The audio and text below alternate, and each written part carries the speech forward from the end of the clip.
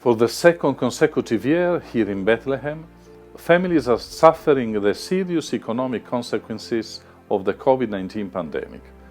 They are families in which the parents, just like St. Joseph and Mary, his wife, try to do everything possible to take care of their children in a historical moment of serious difficulty. For this year's Christmas message, I would like to take you to the Milk Grotto Sanctuary, which is about 100 meters from the Grotto of the Nativity. It is a very beautiful and a very significant sanctuary, which reminds us that Christmas is not only poetry, but it is also drama. In the decisive moment of history in which the Son of God became a man to share our life and save us, he met the hostility and rejection of an infanticidal king like Herod, thirsty for power and fearful of losing it. Already in Bethlehem, even from the very moment he was born, Jesus encountered that hostility and that rejection, which in Jerusalem, some 30 years later, would lead him to be condemned to death on the cross. The Milk Grotto reminds us that in the middle of the night, Joseph is forced to get up, take the baby Jesus and his mother Mary with him, and flee to Egypt.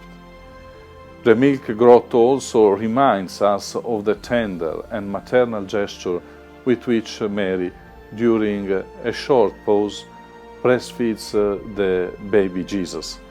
Mary's tender gestures reminds us of the concreteness of the mystery of the Incarnation. The Son of God, in becoming flesh, chose to share our human nature in everything. The tenderness of Mary, who holds the Holy Child in her arms and breastfeeds him, is the same with which many years later she will again take in her arms that same child, tortured, killed, and taken down from a cross. In this place, Christmas already allows us to feel the mystery of Easter.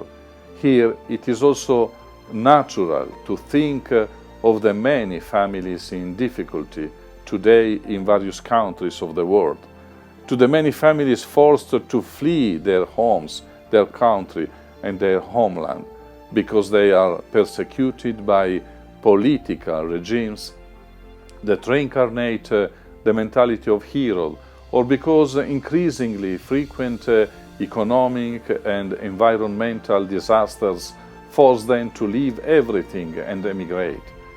In this place, it falls on us to entrust all these families to the Holy Family of Jesus, Joseph, and Mary, but it also falls on us to ask that the other families, those who are well, those who do not have to flee, that they may know how to have an open heart.